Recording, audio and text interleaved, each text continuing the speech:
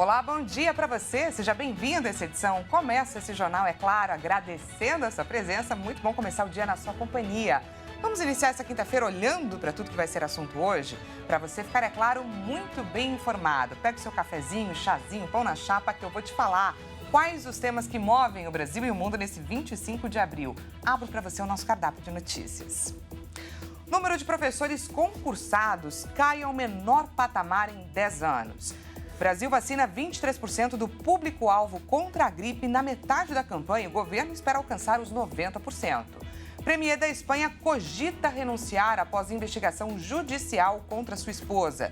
E ainda, TikTok diz que vai recorrer contra a lei americana que proíbe o seu uso. Reparou como estamos cheios de notícias para compartilhar com você? É a partir de agora. Vamos juntos. O número de professores concursados caiu ao menor patamar em 10 anos. Já as contratações temporárias cresceram entre 2013 e 2023. É o que revela um estudo do Todos pela Educação com base nos dados do Sistema de Avaliação da Educação Básica. Vamos ver. O relatório aponta que no ano passado, as redes estaduais de ensino tinham 356 mil temporários, uma alta de 55% em uma década contra 321 mil professores efetivos, uma queda de 36% no mesmo período. Em 2022, os docentes contratados também superaram o de concursados nas redes estaduais. O estudo mostra ainda que o número de professores temporários e efetivos muda de acordo com cada estado do país.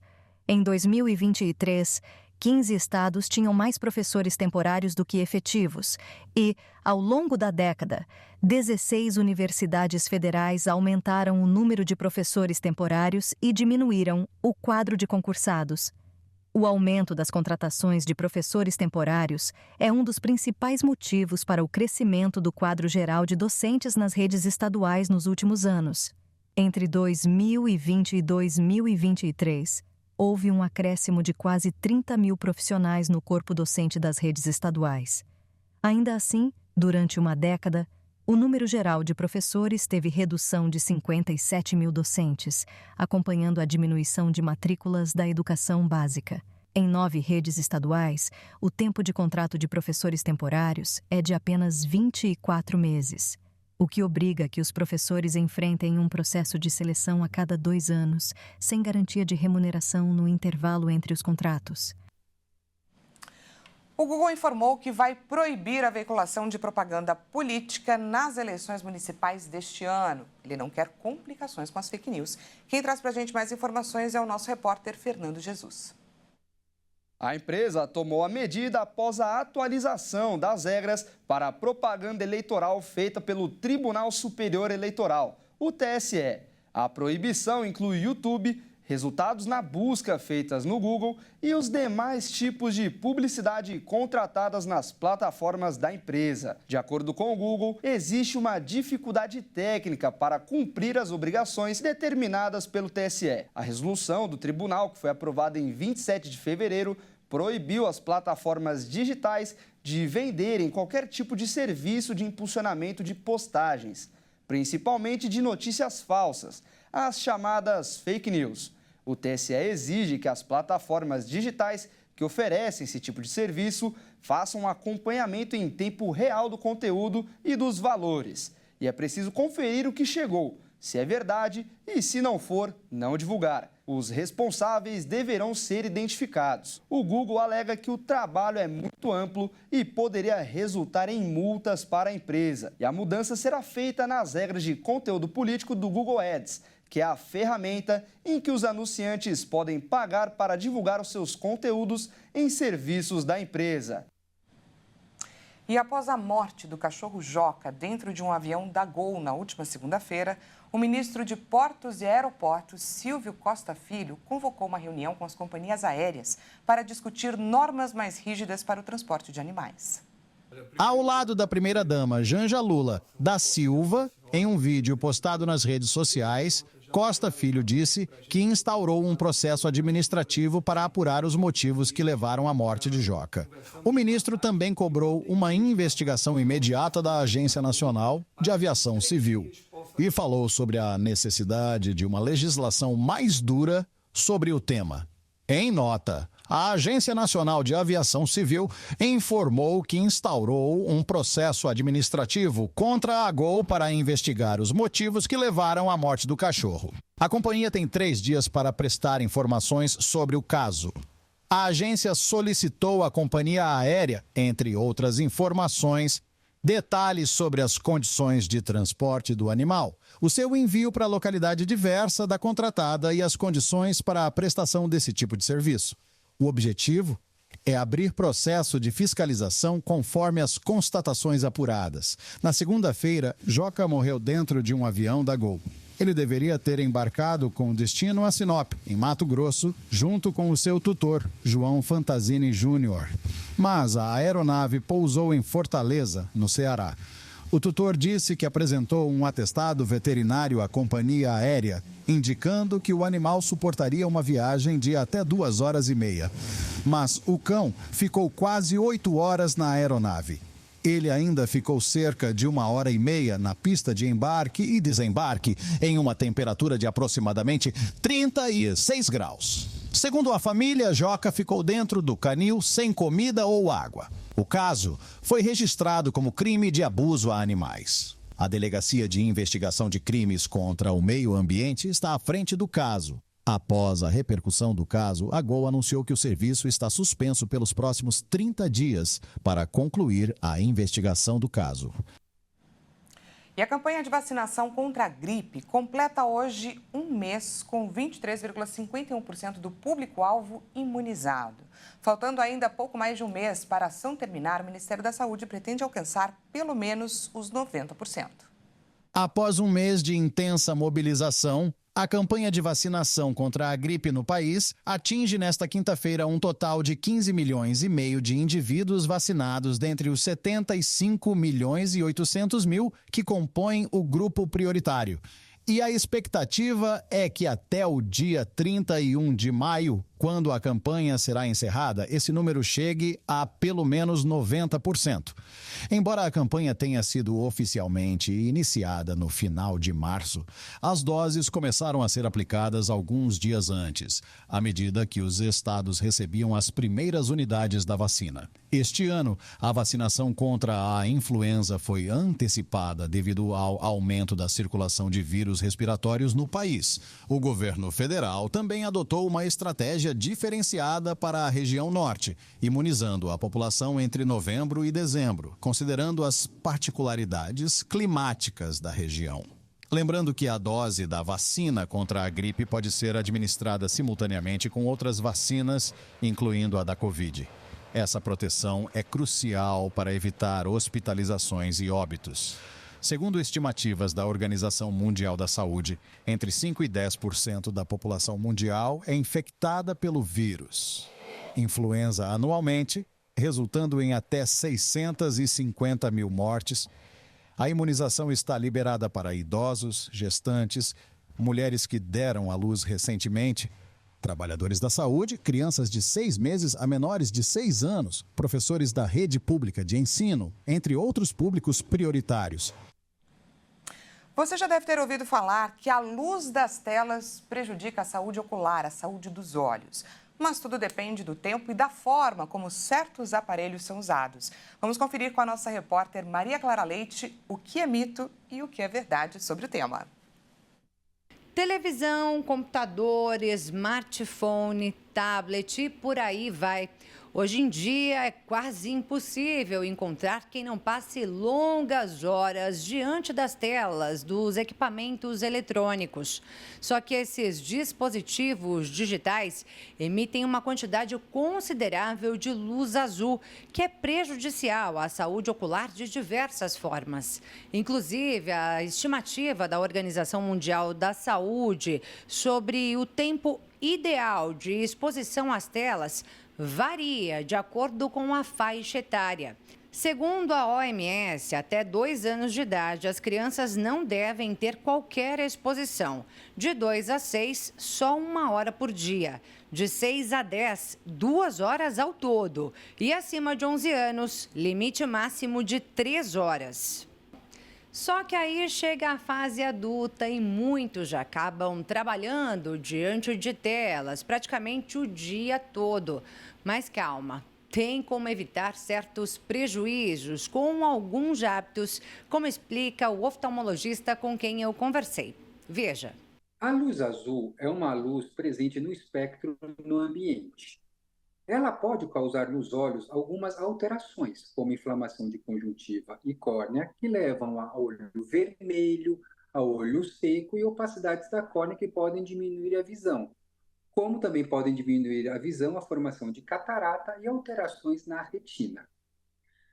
O tratamento para isso é muito simples. É a utilização de óculos escuros com proteção ultravioleta. Até o ano passado, nós tínhamos um mito que a luz azul poderia atrapalhar o sono. Contudo, esse mito ele caiu. Por quê? Porque a gente achava que a luz azul ia interferir com uma substância chamada melanopsina. E estudos mais recentes mostraram que isso não ocorre.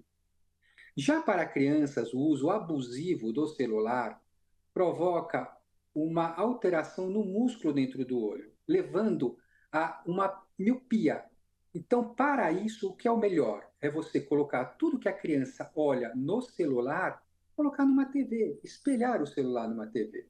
E também em adultos, pode causar o que a gente chama de espasmo de acomodação, além de aumento do olho seco por diminuição do lacrimejamento.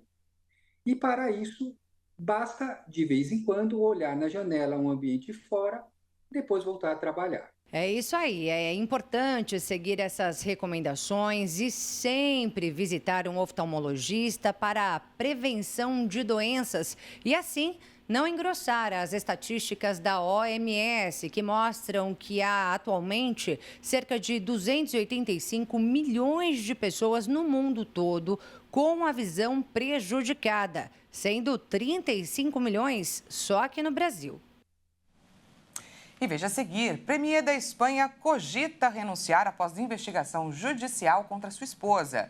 E ainda, TikTok diz que vai recorrer contra a lei americana que proíbe o seu uso. A gente volta já já, não perca!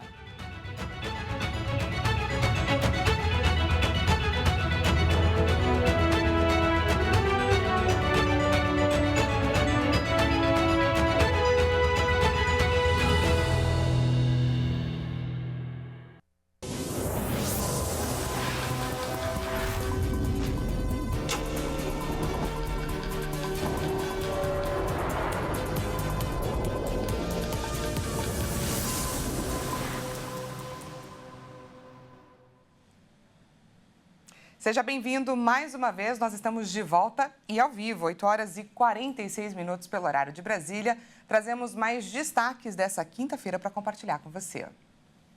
Após a sanção do presidente Joe Biden, o tempo para que a ByteDance encontre um novo proprietário para a empresa começa a valer. O aplicativo de compartilhamento de vídeos, que tem milhões de usuários em todo o mundo, advertiu que irá recorrer a essa decisão. O diretor executivo do TikTok disse que uma lei promulgada nesta quarta-feira pelo presidente americano Joe Biden constitui uma proibição da plataforma e afirmou que a empresa vai recorrer à justiça. O Senado dos Estados Unidos aprovou na terça-feira um projeto que obriga a empresa-mãe ByteDance a vender o TikTok em 12 meses. Caso contrário, a plataforma será removida das lojas de aplicativos de smartphones em todo o território americano. A iniciativa já havia sido aprovada anteriormente na Câmara dos Representantes do Congresso. Muitos líderes políticos americanos acreditam que o TikTok, que tem 170 milhões de usuários nos Estados Unidos, permite ao governo chinês coletar dados privados para espionar e manipular seus usuários. O presidente do governo espanhol, Pedro Sánchez, surpreendeu nessa quarta-feira ao anunciar que avalia sua renúncia devido a uma investigação judicial contra sua mulher por suspeita de corrupção. Sánchez vai informar sua decisão na próxima segunda-feira. Preciso parar e refletir sobre se devo continuar à frente do governo ou renunciar a esta grande honra, ressaltou Sánchez em carta aberta publicada na plataforma X, o antigo Twitter. No poder desde 2018, o premier informou que se apresentará perante os meios de comunicação na próxima segunda para anunciar sua decisão e cancelou sua agenda pública até então. Um tribunal de Madrid abriu uma investigação preliminar sobre sua mulher, Begonha Gomes, por suspeita de tráfico de influência e corrupção. E a quarta edição da Copa Graça de Futebol Society de Mogi das Cruzes já começou. E a nossa equipe de reportagem aqui da HIT esteve por lá para acompanhar de perto essa grande festa que propaga a palavra de Deus através do futebol. Após o sucesso das últimas 3 edições, o torneio que reúne os membros da Igreja Internacional da Graça de Deus, na cidade de Mogi das Cruzes, região metropolitana de São Paulo, está de volta. E em clima de festa, com direito a corredor de sinalizadores e muita música gospel. Assim, os atletas entraram em campo. Bola no pé e a palavra de Deus no coração. E foi assim que a Copa Graça de Futebol Society subiu a Baixada Santista e desembarcou na cidade de Mogi das Cruzes, na região metropolitana de São Paulo. Em campo, temos o time do Jardim do Aeroporto, que busca confirmar o favoritismo e conquistar o bicampeonato da Copa Graça de Futebol Society. Um campeonato organizado com o apoio do deputado federal Davi Soares e que busca espalhar o evangelho e propagar a palavra de Deus com o futebol. Mas antes do início da partida, o pastor Nilton Bento, um dos organizadores da Copa Graça, comandou uma oração para pedir proteção e bênçãos para os atletas. Em nome de Cristo, amém e graças a Deus. Amém. Ele contou um pouco sobre o sucesso desse campeonato. Graças a Deus, é um projeto que tem dado muito certo, algo que tem acontecido assim de uma maneira bastante emocionante, não só no sentido de ver acontecer, mas de ver pessoas serem transformadas, pessoas sendo acolhidas por meio do futebol dentro da igreja. Estava conversando com algumas pessoas ali na chegada e eles estavam me dizendo, o time esse ano está melhor. Montamos uma equipe melhor, né? Estamos trazendo uma vontade maior de ser campeão, de chegar na final. Então, assim, o campeonato tem mexido com as cidades por onde tem acontecido essa competição e graças aí à ideia do deputado Davi Soares, que assim foi muito usado por Deus, né, para implementar isso na igreja. Dentro de campo, o adversário do clube Jardim Aeroporto foi o Jardim Pinheiro. Assim que a bola rolou, o jogo até começou equilibrado. Mas com o passar dos minutos, o clube Jardim do Aeroporto mostrou por que é o atual campeão e segue firme em busca do bicampeonato. Com muito entrosamento e técnica, eles aplicaram uma sonora goleada por 12-2 e levaram os 3 pontos para casa. Após a partida, David, um dos destaques do clube, deu uma palavrinha com a nossa equipe e falou sobre o segredo do entrosamento do seu time e a sensação de disputar uma Copa Graça. Parabenizar a equipe, o segredo é a gente joga junto já há bastante tempo, uma peça ou outra que é diferente, mas só menino que joga junto. O professor Guará atua com a gente em outros times, né, no futsal. Uma grande estreia, mas vamos manter os pés no chão, porque é o primeiro jogo, o primeiro passo, ainda tem muita coisa pela frente ainda. A primeira vez que eu disputei foi esse primeiro campeonato passado que a gente foi campeão. Nunca tinha disputado, mas achei interessante, né? Até pelas regras, né? A gente que vem do futsal não tem esse costume de não falar palavrão. Isso me ajudou até fora da Copa Graça, né? É muito importante isso daí, porque a gente também vai pegando costume, né? Igual o pastor falou, esse campeonato é feito para aproximar as pessoas de Deus, então tá dando certo aí, pelo menos um pouquinho, né? Hoje o nosso passeio pelo mundo nos leva até a Terra do Gelo e do Fogo. Vamos conhecer um pouco mais sobre a segunda maior ilha do continente europeu, onde não resta dúvida sobre o poder magnífico da natureza. Vamos agora para a Islândia. Um país insular nórdico, com paisagens exuberantes, vulcões, fontes termais e campos de lava. As imensas geleiras estão protegidas nos parques nacionais e são o grande atrativo. Um dos menores países do continente europeu, cerca de 300 mil pessoas vivem por lá. E uma curiosidade é que, na Islândia, a maior parte das pessoas são parentes, mesmo que distante, os habitantes sempre registram algum grau de parentesco.